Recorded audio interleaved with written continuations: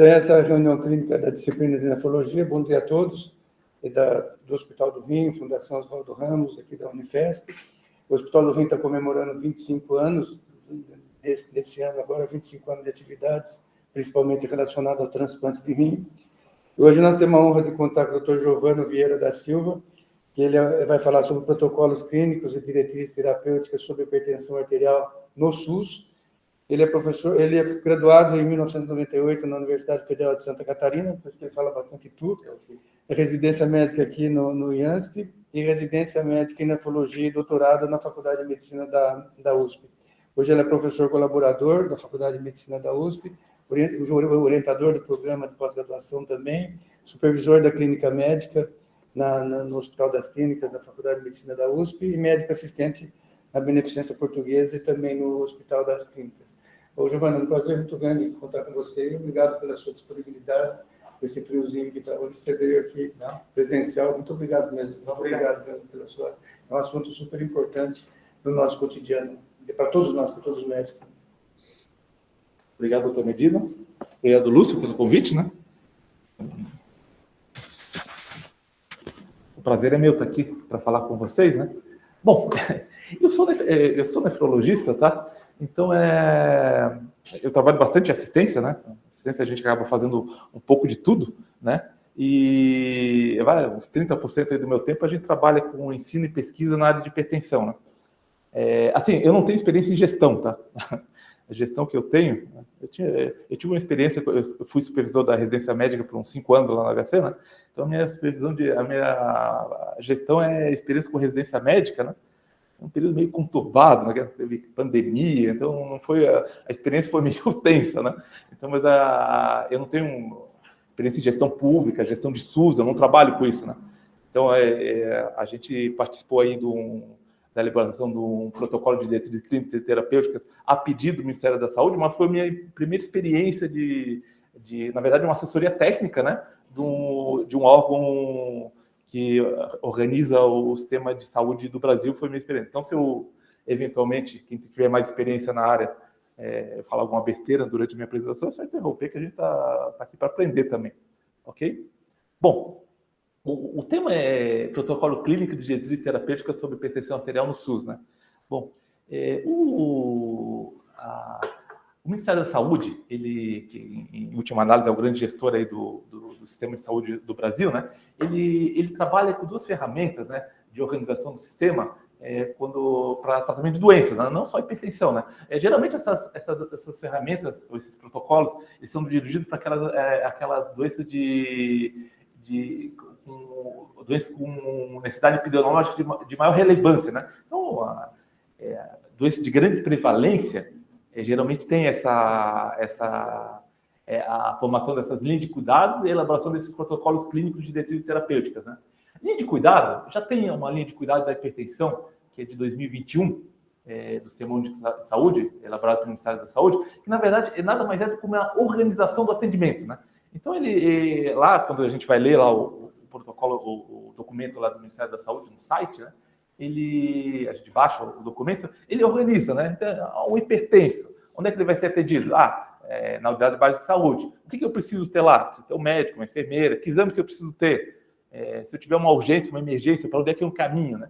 Então, assim, ele monta um itinerário aonde esse paciente vai ser atendido e quais os recursos humanos e de tecnologia, né, de tratamento, que vou precisar para atender adequadamente esse paciente, né? Então, que basicamente isso daqui, né? Então, o paciente chega na unidade básica de saúde e é diagnosticado que o problema dele é hipertensão, né? A grande maioria vai para cá, né? Ele é um hipertenso crônico, né? E ele vai ser atendido na própria unidade básica de saúde com os recursos disponíveis lá, né? Lógico, um percentual pequeno, eventualmente vai chegar com a crise hipertensiva. Se chegar com crise, a imensa maioria é urgência hipertensiva, né? Aquela pressão muito alta, sem uma lesão nítida de órgão-alvo que coloca o paciente em risco de vida, né? Esse paciente até coloca que ele pode ser analisado inicialmente ali na unidade básica de saúde e se eventualmente a pressão não melhorar, ou houver progressão para lesão de órgão-alvo, ele ser encaminhado via SAMU para serviço de atendimento mais rápido. Ou se ele é identificado como emergência hipertensiva, já é encaminhado, né? Então, tudo isso é colocado, né? ele é atendido no Unidade Básica de Saúde e ele pode ser encaminhado em alguma situação clínica, né? Aqui, mais para o gestor, né? Bom, ele está na Unidade Básica de Saúde, né? O que ele precisa para ser atendido? Ele precisa de uma equipe multidisciplinar, ele recomenda pelo menos um médico e uma enfermeira, né? Entrou aqui cirurgião dentista, não sei por quê. Mas, assim, para hipertensão, né? Um médico e uma enfermeira, que é recurso básico na Unidade Básica de Saúde, né? E o que ele precisa ser oferecido de exames para atender esse paciente, né? E, assim, isso aqui é uma complicação para o gestor, né? Porque isso aqui está um documento que, assim, ele pode ser cobrado para isso, ele precisa ter tudo isso daqui, né? Até tem coisa demais aqui. Assim, tem coisa boa, tem mapa, né? Tem GH, teste de cortisol. Talvez isso pudesse ser mais aqui no especialista, né? Que é uma outra coisa que ele determina, né? Ele precisa ter alguma especialidade que, caso o caso não seja conseguido resolver em atenção básica, ele precisa ser encaminhado para o especialista. Aqui ele cita 4 especialistas, né? Cardio, nefro, oftalmo, endócrino, né? Talvez, assim, só dando pitaco aqui, né? Talvez o cardio, nefro, como básico, seria o suficiente para manejo de hipertensão, né? E aqui seria uma emergência, né? Ele vai ser atendido no hospital, que ele precisa ter no hospital, né? E toda a retaguarda. Isso aqui é meio lei, o gestor pode ser cobrado por isso, né? Por que não tem um mapa na Unidade Básica de Saúde? Por que eu não consigo encaminhar para um especialista um caso difícil de hipertensão? Ele precisa ter, porque isso faz parte da linha de cuidado do hipertenso e o gestor, seja municipal, estadual ou eventualmente federal, né? Mas geralmente é municipal, né? Ele precisa organizar o sistema dele para que ele consiga atender o paciente hipertenso dessa maneira, conforme preconizado, né? Aqui como é que funciona o fluxo de encaminhamento, tudo acaba na unidade básica, né? Mesmo ele sendo atendido em algum momento aqui em urgência, emergência hipertensiva, o tratamento a longo prazo vai ser aqui na unidade básica de saúde, eventualmente ele vai precisar ser transferido, né? Mas aqui é uma minoria dos casos, né? Eu faço ambulatório de hipertensão lá no HC tem uns 15 anos, né?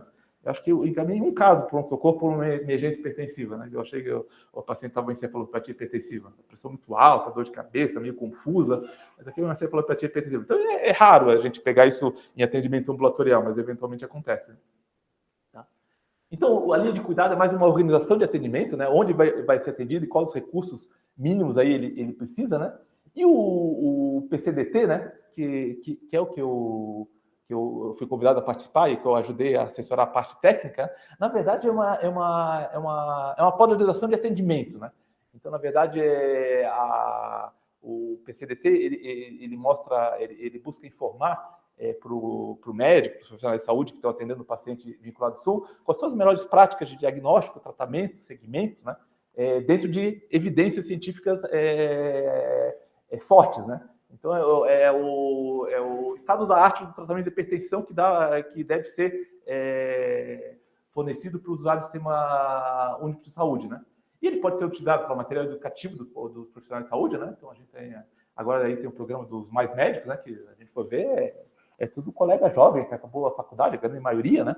Então, eles vão ser encaminhados para a unidade básica de saúde, e, eventualmente precisam de um treinamento básico de hipertensão, porque hipertensão é muito prevalente na população. Então, está aqui o protocolo que o Ministério da Saúde padroniza, né? Ele auxilia o gestor para saber o que ele precisa fornecer para o sistema funcionar, né? Aqui é uma coisa interessante para aquele tema da judicialização da saúde, né? Chega lá, o paciente faz uma demanda. Não, o médico da rede privada me prescreveu esse hipertensivo, né? Aí o juiz vai ver, não, esse hipertensivo não está na lista do Ministério da Saúde e tem essas outras opções. Por que eu vou dar o parecer favorável, né? Assim, deveria ser assim, né? Se o juiz tivesse um pouquinho mais de bom senso, né? Não elevar o pé da letra à lei. Saúde de Deus. Saúde direito de todos, dever do Estado, né? Não levar o pé da letra isso daí, né? Porque isso tem... Saúde uma vida não tem preço, mas tem custos, né? Então, a gente precisa priorizar, o orçamento é finito, né? Então, o protocolo ele dá essa série de orientações aí para o gestor, né? Então, quando pediram para fazer esse protocolo, eu cheguei, no Ministério da Saúde, é só implementar a diretriz de hipertensão, né? Porque a diretriz de hipertensão é atualizada a cada 4, 5 anos, a gente tem uma diretriz nova, né? A última é recente, de 2020, foi publicada em 2021, né? E ali está o que é de melhor de evidência para tratamento diagnóstico, tratamento medicamentoso, não medicamentoso, triagem e conduta de casos secundários, está ali na diretriz de hipertensão. Então, é só a minha impressão que não tinha esse conhecimento aí de como é que elabora um documento para ser utilizado em sistema de saúde, basta colocar a diretriz, né? Era a minha primeira impressão, né? Só que ele não é tão simples, né? Porque tem algumas regras, algumas leis, que a gente acha que num primeiro momento é burocracia, né? Mas é uma forma de proteger a sociedade lá do gestor de plantão, né? Ele precisa seguir algumas regras, né? Porque tem muito interesse, eventualmente, na jogada, né? Então é o seguinte, sempre quando o Ministério da Saúde ele incorpora um método diagnóstico, um tratamento, tá?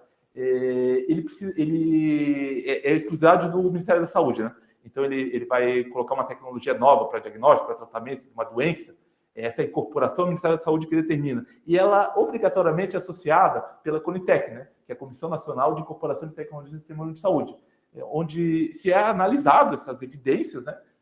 Para ver se realmente é efetivo, custo efetivo e possa ser implementado no Sistema Único de Saúde, né? E esse protocolo clínico de diretriz terapêutica de hipertensão, né, o PCDT, ele tem uma subcomissão dentro da CONITEC, né? Então, não só uma incorporação de uma tecnologia nova, mas também a implementação, a divulgação e a recomendação do protocolo clínico de diretriz de hipertensão também precisa passar pela CONITEC, né? Então, por isso que não é simplesmente pegar a diretriz de hipertensão, que lá tem uma série de... A diretriz de hipertensão lista todos os medicamentos antihipertensivos disponíveis na Anvisa, né? Então, se eu simplesmente colocar a diretriz de hipertensão, vai virar uma confusão para o gestor, que ele vai ter que conseguir todos aqueles antihipertensivos que realmente não há uma necessidade, né? Então, simplesmente, lógico, a gente usa a diretriz de hipertensão como uma base, né? Mas a gente faz um ajuste de acordo com essas regulamentações, né? E como é que foi feito isso? Bom, isso foi gerado uma demanda do Ministério da Saúde. Ó. O Ministério da Saúde precisam fazer um protocolo clínico e diretriz terapêutica para hipertensão, né? Aí é uma demanda gerada pelo Ministério da Saúde e ele pediu na verdade, ele solicitou para o Hospital Alemão Oswaldo Cruz, né? É um hospital filantrópico privado aqui de São Paulo, né? Que ele faz parte dessa rede do PROAD-SUS, né? Que é uma aliança entre o Ministério da Saúde e alguns hospitais de referência do Brasil, são 6 hospitais de referência no Brasil, que assessoram o Ministério da Saúde em algumas estratégias de gestão, treinamento e assistência e saúde, né? Tá? Isso não é de graça, tá? Isso gera custos para esses hospitais, mas é a contrapartida do benefício fiscal que essas instituições têm, né?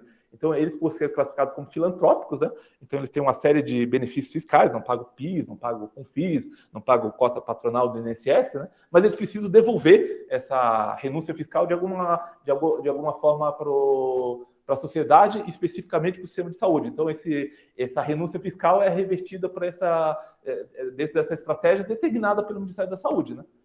Ou seja, em vez de ele pagar esse imposto, o imposto vir para a caixa única e o governo gastar como quiser, ele vai gastar dentro da área da saúde, né? Então é uma estratégia interessante aí de conseguir mais recursos, né?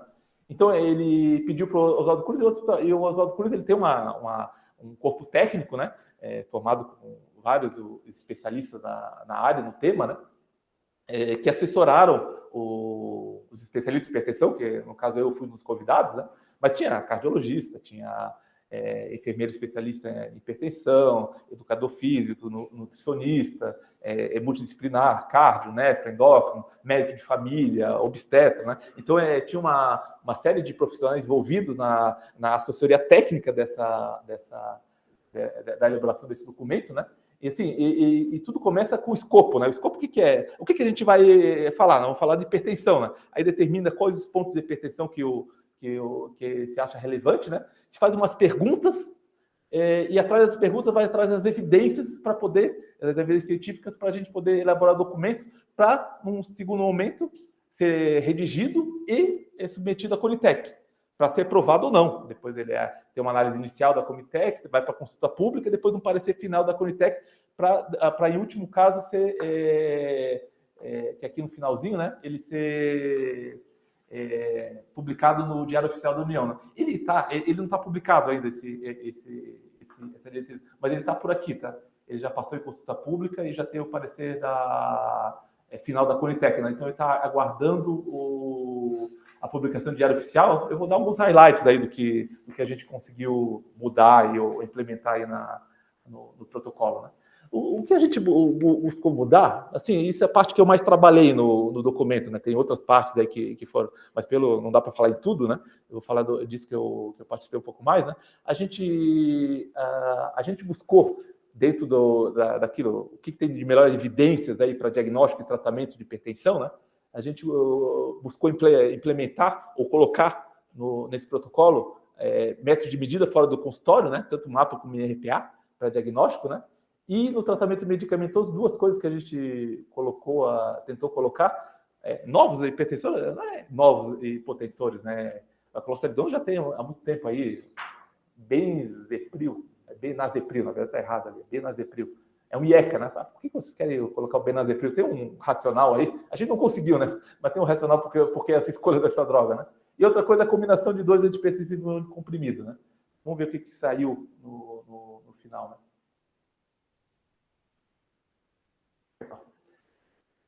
Muito para frente.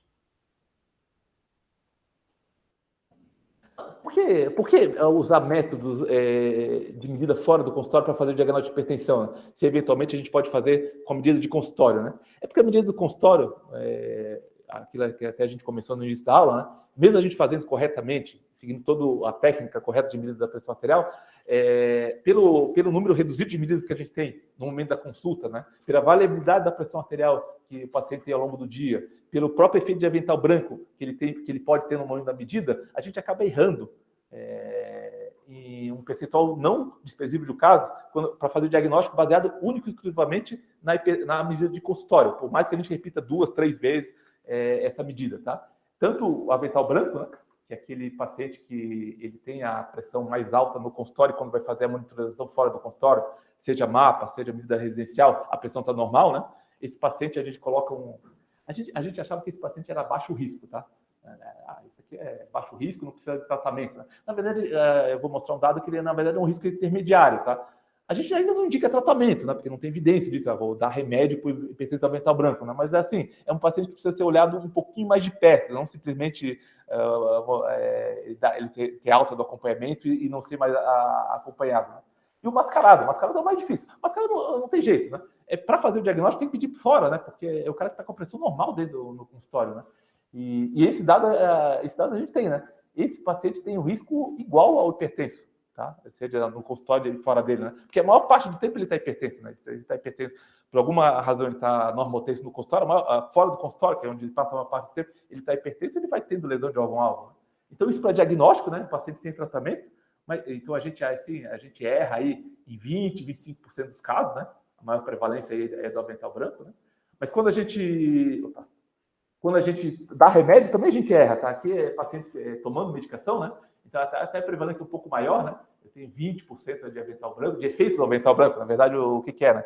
Ele tá com a pressão controlada fora do consultório, mas quando eu meço no consultório, a pressão tá alta, dá uma falsa ideia que ele está refratário ao tratamento, não está adequadamente controlado, né? Então, é até uma estratégia de hipertensão resistente, primeiro exame a gente fazer uma mapa, né? Para ver se aquilo não é um efeito do avental branco, né? Porque se ele tiver com a pressão controlada fora do consultório, o risco cardiovascular dele é baixo, né? E tem o mascarado, né? O mascarado é um problema, né? Porque ele nos parece que a pressão está boa, que está tudo bem, mas na verdade ele está alto com a pressão fora dele, fora do consultório. Só tem uma maneira de fazer esse diagnóstico, é medindo fora, né? Aqui o estudo que basila isso é uma corte grande que foi feito na Espanha, foi 6 mil pacientes incluídos aí no estudo, com estudo de segmento de 10 anos, onde eles tinham a pressão de consultório, os dados da MAPA, se estavam usando ou não antipertensivo, e os dados de desfecho, né? De mortalidade geral e cardiovascular. Né? Então aqui eles tinham determinados fenótipos de hipertensão, né? Seja aquele que não toma remédio é normotenso, né? Que é a pressão de consultório e MAPA normal e não toma medicação, até para o pior quadro, né? Que é uma hipertensão sustentada não controlada, né? Que é aquela que a pressão do consultório é normal, a MAPA é normal e ele está tomando remédio, né? Que seria a situação de maior risco. E aí tem uma série de variáveis, de acordo com a pressão está controlada no consultório ou não, e o paciente está tomando medicamento ou não, né? O que ele mostra, né? Que o normotenso, né? É que ele não toma remédio, tem a pressão no consultório na MAPA normal, ele é a referência, né? Ele te mostra, ó, Se o paciente é hipertenso, está tomando a medicação e a pressão no consultório na mapa está controlada, o risco de ele ter um evento é igual do normotenção, né? Opa, mostra a efetividade do tratamento, se ele mostrar essas premissas, né? Coisas que ele corrobora, né? Olha o risco do hipertensão mascarado, né? É 3 vezes mais o risco de ele ter um evento em comparação ao normotenso, né? E aquele cara que está com pressão no consultório normal, né? Assim, a gente não trata esse paciente, ou se a gente não medir fora dele, não faz esse diagnóstico, né? E esse outro dado aqui é o avental branco, né? Tu vê que o risco não é desprezível, né? A gente fala o risco intermediário, mas nessa coorte aqui mostrou um risco até bem maior do que o normotenso, que o hipertenso controlado, né? Explicações, né? Na verdade, deve ser atraso de reconhecimento e implementação do tratamento, né? O mascarado a gente não trata, né? Se não medir a pressão, a gente não indica tratamento, a gente não trata, né? Então a gente tem um atraso no reconhecimento e o paciente é privado do tratamento antihipertensivo. E o hipertenso do avental branco, a gente sabe que ele tem uma chance maior de ele ficar hipertenso no futuro, é um fator de risco de hipertensão, né? O paciente ter o avental branco. E talvez a gente atrase também essa transformação de hipertensão do avental branco para hipertensão sustentado, gera um atraso diagnóstico e consequentemente, atraso no tratamento, né? Bom, a diretriz brasileira, ela recomenda o quê? Tá? Ela recomenda que o mapa seja feito em algumas situações, né? Não é mapa para todo mundo, né? Então, assim, aqui é a classificação da pressão de consultório, né? Então, se a gente pegar a classificação da pressão arterial ótima e do que a gente chama de pressão arterial normal, né? Que é uma pressão sistólica menor que 130 e uma diastólica menor que 85, né? Esse paciente, aqui a gente estaria preocupado com hipertensão mascarada, né? A prevalência de hipertensão mascarada é muito baixa nesses status, com a pressão de consultório tão normal assim, né? Então, assim, nesses casos aqui não precisa fazer uma medida fora do consultório, né? A medida do consultório, sendo um paciente para diagnóstico como tratamento, já nos deixa mais tranquilo, né? É muito pouco provável que o paciente que tenha 12,8 de pressão vai fazer uma mapa esteja alterada, vai fazer uma medida residencial esteja alterada. O outro extremo também, né? Então, ele vai no consultório com mais de 180 por 110, né? Apesar de, eventualmente, a gente ver efeito avental branco, principalmente o paciente tratado, chega com 200 de pressão no consultório, tomando bastante remédio, a gente faz a mapa é normal, é raro isso, tá? Então, nesses extremos, a gente não precisaria fazer medida do consultório. Mas, assim, aí a diretriz, ela recomenda que dentro desses estratos, então, seria o pré-hipertenso, né? Ou hipertenso estágio 1 e 2, aí vai uma pressão entre 130 e 180 da sistólica e entre 85 e 109 da diastólica, né? Havendo disponibilidade, considerar o uso da mapa para fazer o diagnóstico mais preciso, tanto do mascarado nesse extrato aqui, como do avental branco. Tá? É a recomendação que se faz aí pela diretriz nacional. Né? Aqui os limites de normalidade, né? Aqui a única coisa que muda em relação aos internacionais, aqui não muda nada, tá? É a média da pressão de 24 horas, né? Então, os limites de normalidade das 24 horas, vigília e sono na mapa, né? Isso aqui é semelhante na diretriz internacional. O que mudou um pouco é que no Brasil a gente baixou um pouco o cutoff para diagnóstico. Aqui é uma média semanal, né? Então, a gente faz uma média semanal das medidas residenciais, né? Então, a gente classifica como hipertenso se a média semanal, tu vê que é mais baixo que na de consultório, for maior que 130 da sistólica e maior que 80 da diastólica. Quando a gente vai ver a diretriz internacional, ele considera como se fosse a média da vigília, 135 por 85, né?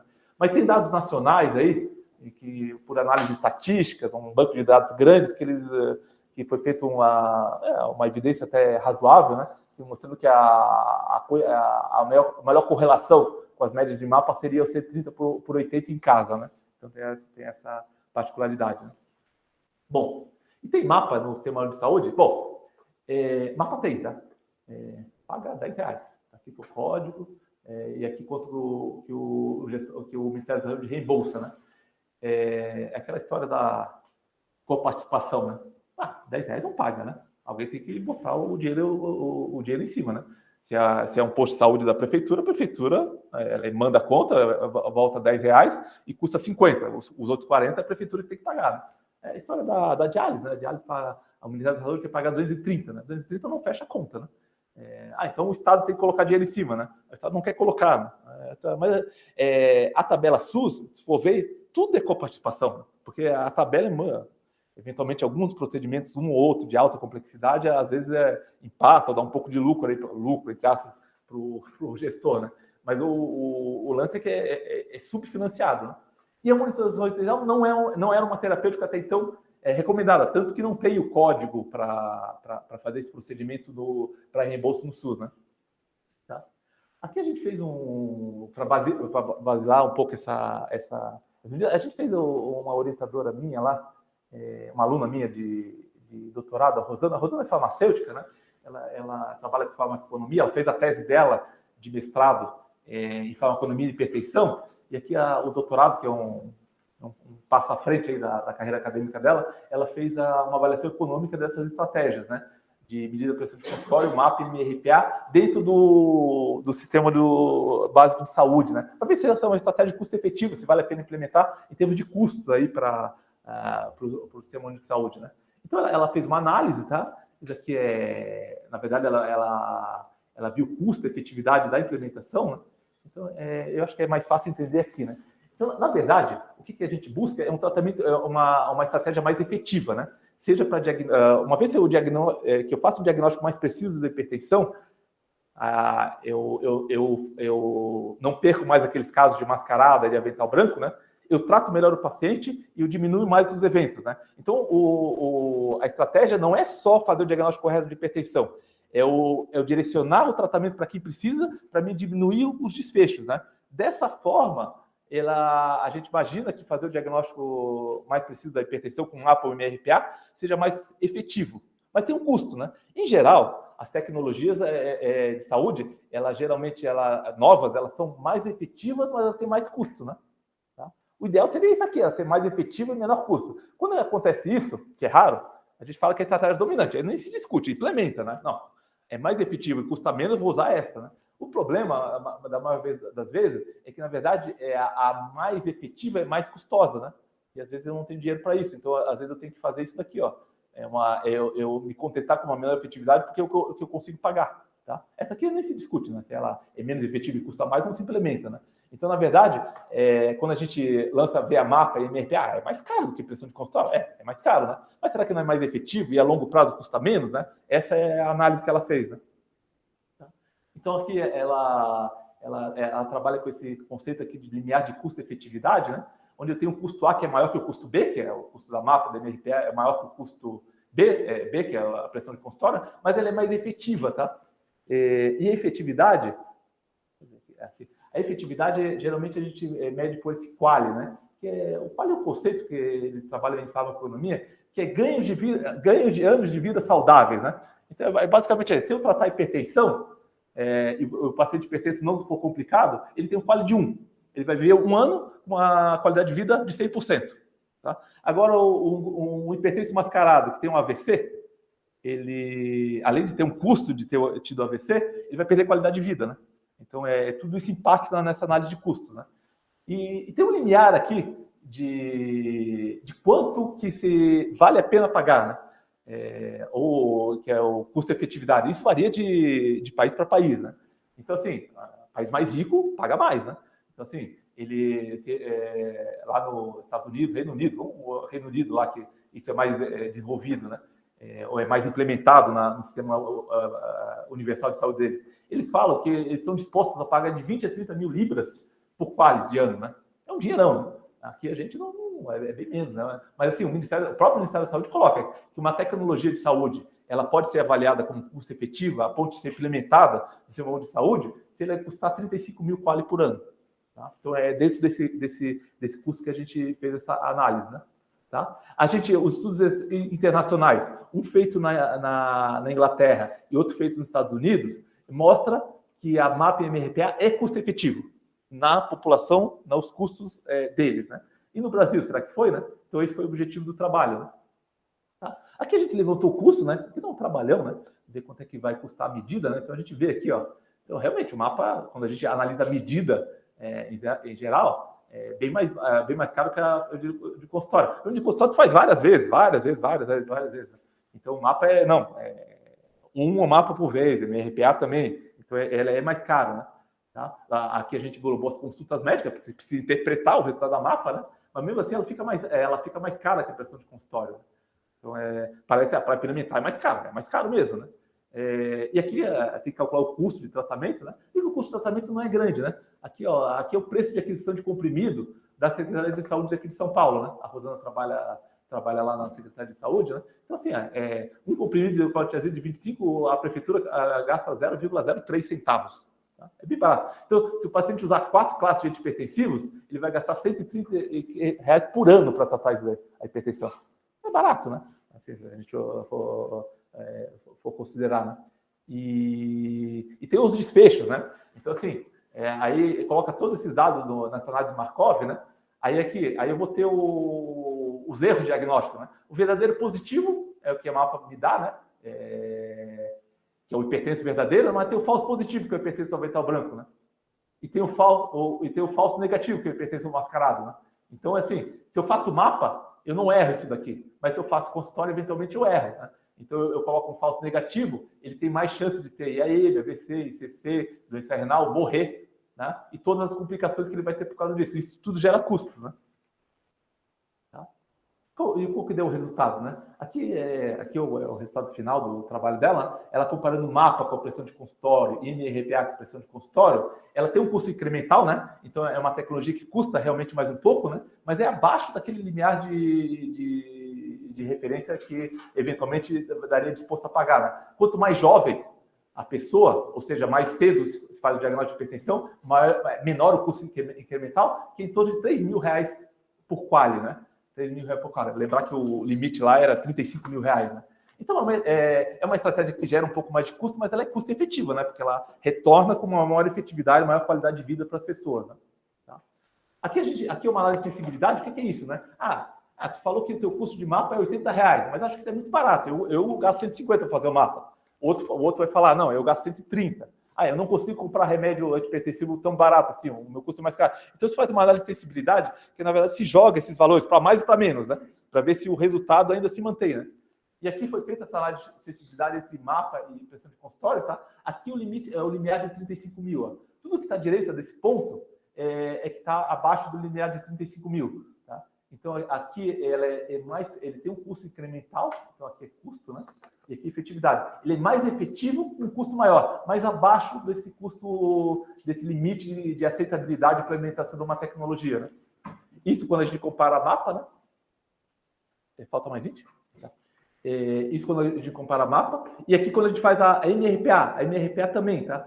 A MRPA é mais cara, tá? Ela tem um custo incremental maior. Por quê? Porque ela tem erro diagnóstico, a gente não é 100% intercambiável. O paciente, como é uma medida feita em casa, apesar de ser feito treinamento, ele pode errar, tá? Então, a sensibilidade e especificidade da MRPA para diagnóstico de hipertensão não é 100%, tá? Ela é melhor que a pressão de consultório, mas ela tem uma taxa de erro, tá? Então, ela erra um pouco mais, então por isso que ela acaba a longo prazo custando um pouco mais e não sendo tão efetiva, né? Mas ela é mais que a pressão de consultório, né? Ela é mais que a pressão de consultório. Deixa eu até voltar, né? Está mostrando aqui, ó, a MRPA, ela é mais cara, é o dobro, é o custo incremental da MRPA, em comparação com o consultório, ela é custo efetiva ainda, né, dentro daquele limiar, mas ela custa o dobro da mapa. É basicamente o dobro da mapa. Né? O custo incremental, né? Quando a gente compara a MRPA com a mapa, aí é o contrário, né? Está tudo à esquerda aqui do ponto análise de sensibilidade, quer dizendo que a MRPA é mais caro que a mapa, tá? Tem um custo incremental e às vezes marca aquele intervalo de confiança ali. Que é aquele limite para pagar. Né? Então, assim, a conclusão do trabalho da Rosana. Né? Com o limiar de disposição de pagar 35.000 por quali, tanto a mapa como a RPA são métodos custo-efetivos quando comparado à medida de consultório. Isso é realidade SUS, tá? Custo SUS. Tá?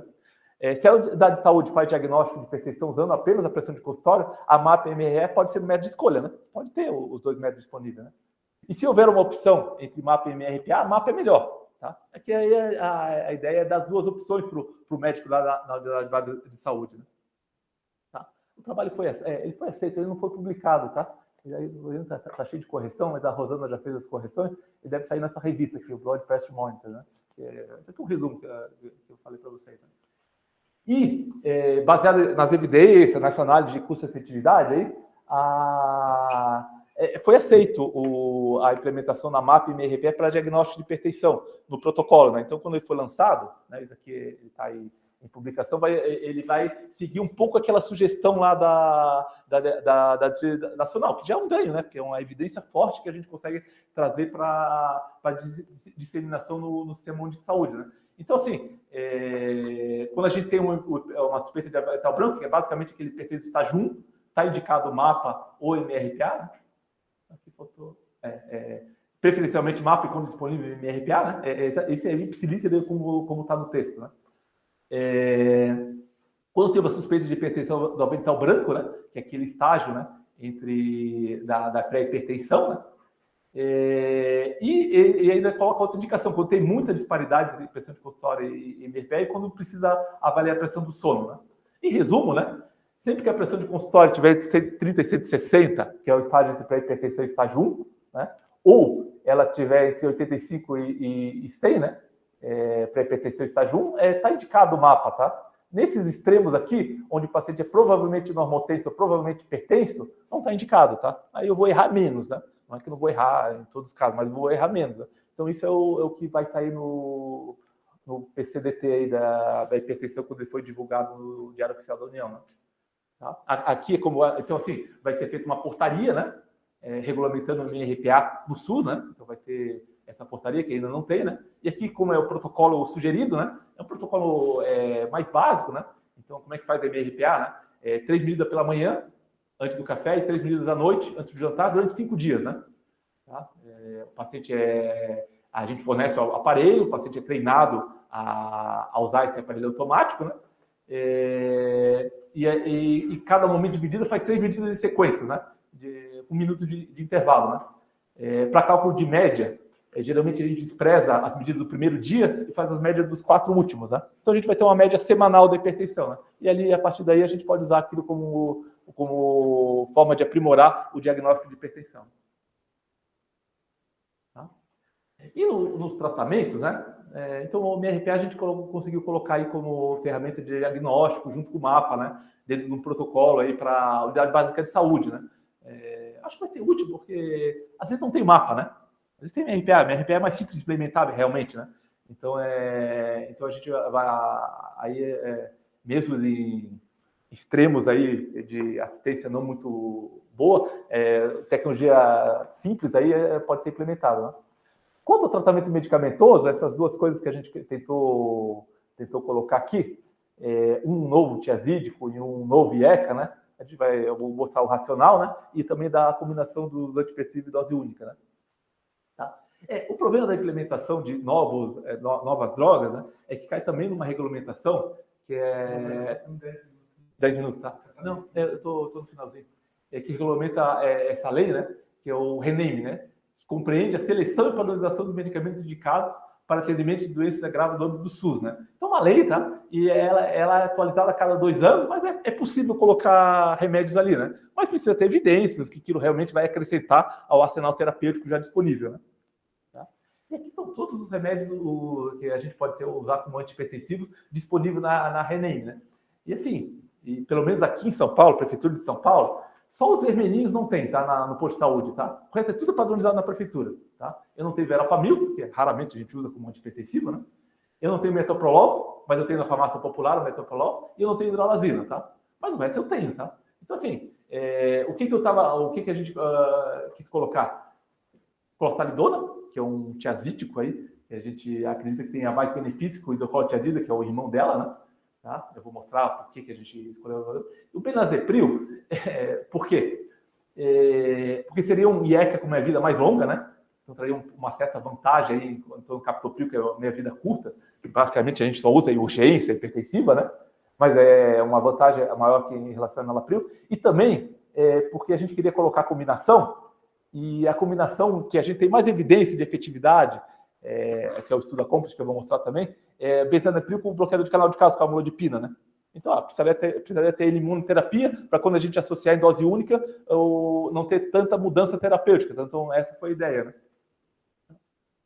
Isso aqui é o que tem disponível, é o que tem no RENAME, o que está no posto da prefeitura, na base de saúde, tem tudo menos os que estão em vermelho, né? E tem na farmácia popular, né? A farmácia popular tu vai com a receita, no interior do Brasil, se a farmácia lá for cadastrada no programa Farmácia Popular, e é interessante para a farmácia, porque dá lucro para a farmácia, é isso, né? Tem todas essas medicações disponibilizadas de forma gratuita, né? Aqui tem até o metoprolol, na última na última atualização aí da lista específica, tem o metoprolol. Assim, a gente tem um arsenal terapêutico grande para tratar a hipertensão. Basicamente, todas as classes de antipertensivo disponíveis aí, de graça, para a população. Né?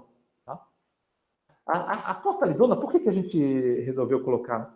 Porque ela tem algumas diferenças farmacocinética e farmacodinâmicas, né? Então, assim, ela é tiazídico-like, inibe a bomba sódio-cloro no tubo controlado distal, mas não é o mesmo segmento, tá? Então, ela tem um pouquinho de diferença. Aqui é o hidroclorotiazida e aqui em dapamida é cloftalidona, tá? E aqui tem ela tem uma presença maior de receptores sódio e cloro, né? Então, ela tem um efeito natriurético mais potente do que a hidroclorotiazida. Essa é uma particular farmacocinética, né? Farmacodinâmica, ela tem uma meia-vida maior, né? A meia-vida do cloro é longa, né? Mas aqui facilita a adesão, né? Se o paciente esquecer de tomar remédio, ele vai conseguir ter a ação do antihipertensivo, né? E é o tiazídico que tem mais evidência de prevenção de eventos cardiovasculares, né? Que é o estudo ALRET, né? O estudo ALRET é o maior estudo feito aí em hipertensão, né? Foi 40 mil pacientes randomizados, né? Foi um estudo antigo, já tem mais de 20 anos, né? Mas eles queriam saber se tinha alguma superioridade entre classes de antihipertensivos em relação à mortalidade cardiovascular e total, né? Aí compararam cloftalidona, nodipina e lisinopril, né? Tiazídico, bloqueador de canal e IECA, né? E não teve diferença, né? Então a prevenção aí de eventos, a curva de mortalidade, foi semelhante entre os grupos, né? E o diurético tiazídico usado foi a cloftalidona. Né? Mais recentemente aí a gente viu esse trabalho aí que a cloftalidona é bom para tratar hipertensão em renal crônico avançado, né? E até então, o que a gente tinha? A diretriz que mudava. Não, DRC avançado, né? Estágio 4, né? Quando vai tratar a pressão, dá diurético de alça. O tiazídico não funciona, né? Era o que tinha nas diretrizes, né? Aqui eles fizeram um trabalhinho onde eles randomizaram doente renal crônico estágio 4, com a pressão arterial não controlada, entre placebo e cloftalidona, né? Começavam com 12,5 e podiam chegar até 50, né? A dose média que eles usaram nesse trabalho foi 37,5, né? Então a maioria dos pacientes nem precisou chegar em 50 miligramas, né? E eles viram que mesmo nessa população,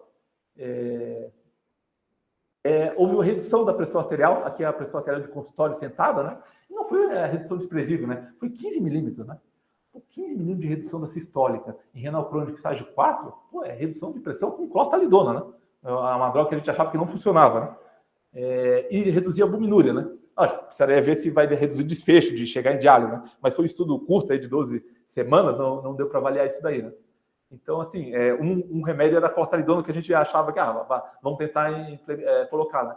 E a outra estratégia, aquilo que foi comentado, é a estratégia de combinação de dois fármacos, né? Que já é uma estratégia recomendada para os estágios, para estágio 2 e 3 de hipertensão, ou quando o risco cardiovascular é alto, né?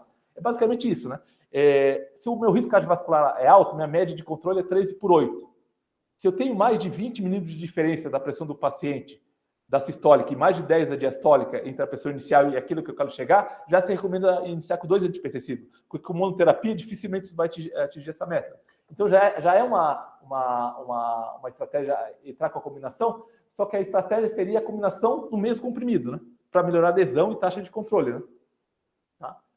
Que é uma recomendação feita pela diretriz norte-americana, pela diretriz europeia, e é colocado como uma forma de melhorar a adesão pela diretriz brasileira também, né? Esquema podológico, maior comunidade, menores doses possíveis, tomada em dose única, associada com o antihipertensivo mesmo comprimido, tá? Então é uma recomendação da diretriz de hipertensão, né? A gente mostrou o dado do Accomplish, né? Que mostrou, por isso que entrou o benazepril, né? Que era o IECA com bloqueador de canal, hidroclórico, ou o benazepril com hidroclorotiazida, né? Em desfechos cardiovasculares, né? Comparou essas duas associações, né? Como eles queriam usar as melhores evidências, a gente tentou usar esse trabalho, né? A redução da pressão, quando a gente usa IECA e diurético tiazídico, o IECA, bloqueador de canal de cálcio, é semelhante, tanto sistólico quanto diastólico, mas a incidência de eventos cardiovasculares maiores, né, é menor quando se usa o IECA com bloqueador de canal, né? Então, e a droga que foi usada aqui foi o benazepril com amlodipina. Então, a gente tentou colocar esse esquema terapêutico no PCDT, né? Mas, assim, por algum motivo, eu não participei da plenária da Conitec, né? Não foi favorável essa incorporação, né? Então, o que a gente conseguiu colocar foi favorável à incorporação da MRP para diagnóstico, né? Então, aqui está foi aprovado, né? Mas essa incorporação ele é para segmento, né? Seria uma forma de a gente ver se o paciente está adequadamente tratado ou não, não foi aceito, né? Aqui eu acho que deve ter faltado um pouco de evidência, né? Mas foi desfavorável a incorporação dos mesmos comprimidos, né? Em dose única e mesmo em monoterapia, né? Então a clortalidona acabou não entrando, tá? Assim, por que acabou não entrando, apesar do parecer favorável? Acho que tem vários motivos, né? Um desses é talvez a dificuldade de colocar isso no rename, alguma coisa assim, ou impacto orçamentário, que eventualmente isso ficar muito fora do quadro da saúde, mas o fato é que do que a gente propôs lá, pelo menos nessa parte que eu trabalhei mais a fundo, foi a implementação daí dos métodos de medida fora do consultório, nesse novo protocolo de tratamento do hipertenso, que vai ser divulgado aí para o Sistema Único de Saúde, né? Obrigado. Antônio, duas questões.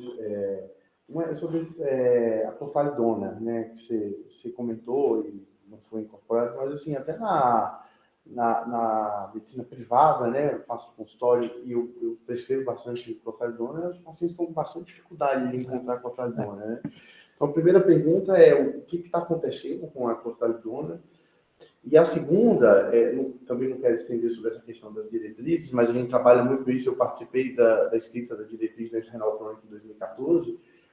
De fato, assim, um dos gargalos que os médicos da saúde da família diziam quando a gente ia fazer a educação, né, e o treinamento, eu tenho 60 diretrizes para aplicar, como é que eu consigo conciliar tudo isso, sendo um médico de um programa de atenção básica? Sim. A clortalidona, pois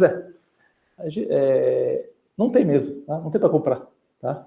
Não sei o que aconteceu, tá? Tentei descobrir, mas não sei se é falta de insumo do mercado internacional ou se é desinteresse das indústrias farmacêuticas de produzir o remédio, que é uma medicação barata, mas não tem. Realmente rede privada.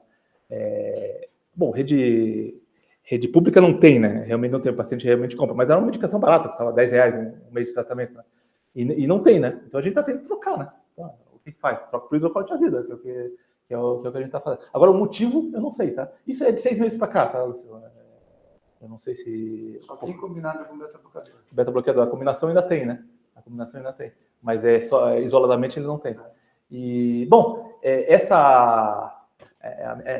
a outra questionamento, em conjunto com a crítica que o professor Medida falou, é como é que implementa todas as diretrizes da doença renal crônica, do diabetes, da hipertensão. Talvez precisasse falar um pouco mais, né? Talvez Você precisa de um super médico. Se fazer transplante é bico perto do seu programa de saúde da família. Ou bolar uma diretriz de doenças crônicas não transmissíveis. Aí sim, aí tu tenta colocar isso de forma organizada, né?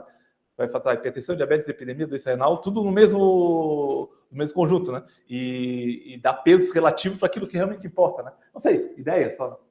Posso fazer um pouco?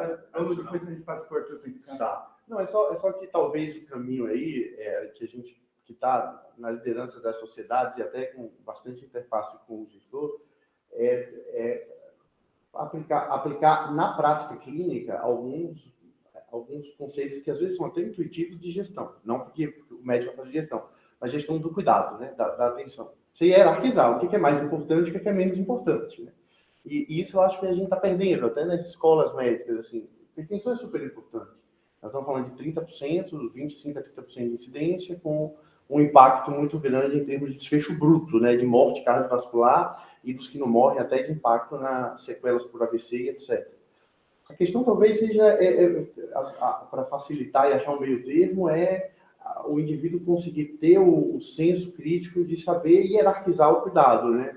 Você vê, quando a gente vai analisar o que são os pedidos de consulta com o nefrologista na atenção básica, tem lá, cisto simples renal, etc., coisas que não... Então, o que não é fácil também, né? Porque o indivíduo fica muito inseguro porque não tem toda a informação necessária para tomar a decisão. Mas eu acho que o negócio é ensinar a hierarquizar o cuidado, né? Decidir o que é mais ou menos relevante. A gente faz isso na prática, né? Esse paciente com polifarmácia, né? Por que está esse allopurinol? Por que está esse negócio? Dá uma limpada na pressão. Mas isso pensando no macro, né? No macro. E daí, em cima disso, ainda vem a aderência, né? Sim, sim. Então, vamos anunciar a reunião da semana que vem. Dr. Hélio Tedesco, que é professor associado à disciplina de nefrologia, e aqui do Hospital do Rim, desde o início do hospital, é responsável pelo programa de pesquisa clínica, e ele vai falar sobre imunossupressão após o transplante de rim, e a ideia do que eu falei com ele perguntou o que era para apresentar, é o cotidiano da imunossupressão.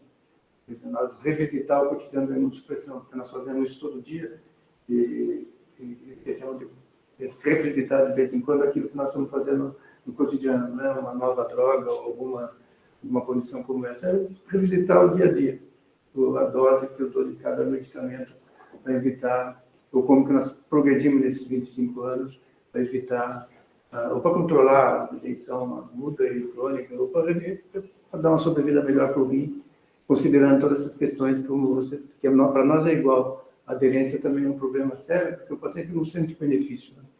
Se eu tenho dor de cabeça, é fácil. Se eu vou dormir e não durmo, é fácil. Qual remédio que eu tenho que tomar? Agora, o imunossupressor ou a hipertensão, se eu não estou sentindo nada, é muito fácil esquecer de tomar o medicamento. Para nós também, a principal razão de perda do enxergo a longo prazo hoje é a questão relacionada à aderência. Quero passar para o professor Arthur, depois passar para você de novo. Agradecer a presença, agradecer o esforço, que realmente representa esforço, e algumas coisas assim tão anacrônicas em relação à tecnologia. Está pegando anacronismo e ponta lá, né? É difícil combinar tudo isso. E realmente nós não vamos conseguir pôr na prática o que o doutor Medina falou, de que um médico entra e liga lá um botão e segue o protocolo. Não dá. É uma coisa que as pessoas vão ter dificuldade. Agora, talvez para a sociedade moderna tenha que ter isso. Eu acho que hipertensão, diabetes, mesmo algumas partes da insuficiência renal deveriam, junto com a obesidade, ter um enfoque único e mais simplificado. Agora, até chegar lá, vai demorar muito. Muito obrigado, viu? Então, tá bom, mas muito obrigado mesmo, Giovano, pela disponibilidade aqui. Vamos te chamar mais vezes aqui. Tá bom? À disposição. Obrigado, viu? Obrigado, professor. Até mais.